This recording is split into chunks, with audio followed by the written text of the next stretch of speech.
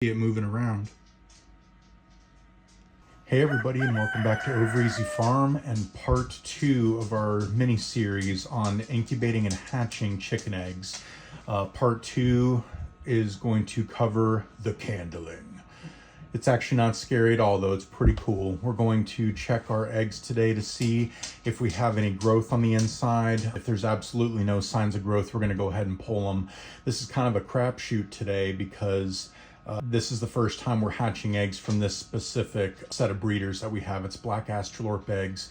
They were just hatched this spring or early summer. They've been laying for a few weeks before we started collecting, just to let them get their pullet eggs out of the way, let their reproductive system kind of get ramped up, and most importantly, give them a chance to breed with the rooster.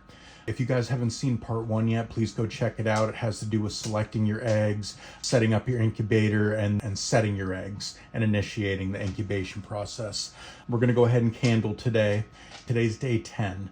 A lot of people will do like 7 and 14, and then at lockdown, which is about 18 weeks, we believe in not disturbing the eggs as much as possible. So we do 10 days and then lockdown, which is 18 days, and then we won't touch them anymore after that. And we'll explain lockdown a little bit more on part 3 when we actually do the lockdown.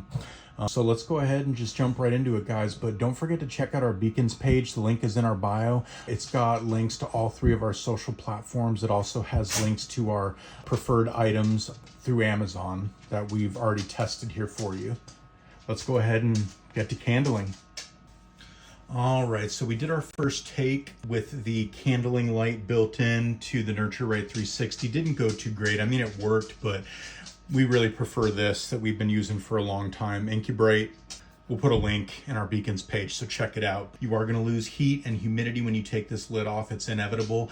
Try to keep the lid on a flat surface right next to it. It kind of traps some of that in, but the eggs will be fine. The mother hen will get up and turn the eggs, or even go eat or drink real quick sometimes, and expose the eggs to the cool air around them. So perfectly fine, but let's get candling, guys. All right, we're going to start right here.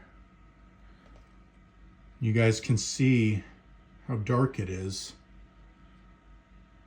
There's a little baby inside of there. You can see it moving around. Look at that.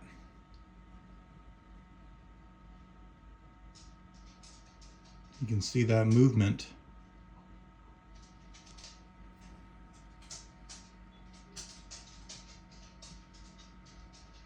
Yeah, that's got movement too. We got a dud.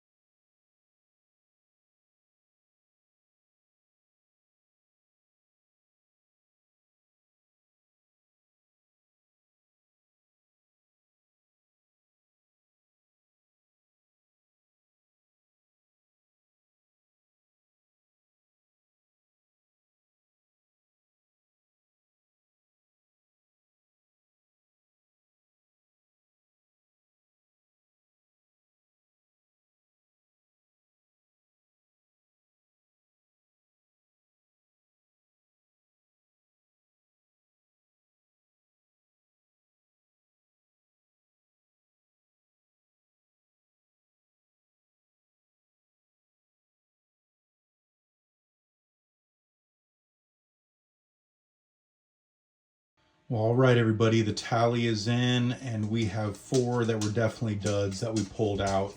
2 of the eggs were pretty consistent shape, size, and color, so I suspect they're from the same hen.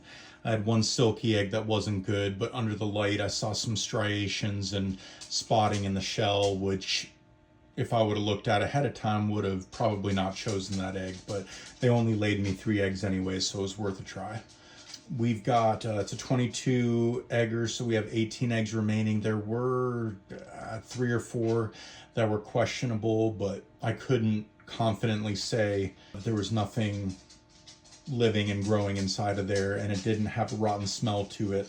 So I went ahead and put it back in. If you ever find an egg that doesn't appear developed and has a rotten smell to it, pull the egg, even if you're questioning if there's growth in there, because chances are it's a bad egg and they can explode. I've never had it happen, but I had one really close one time. So guys, come back for part 3, which will be a final candling. Sounds pretty intense.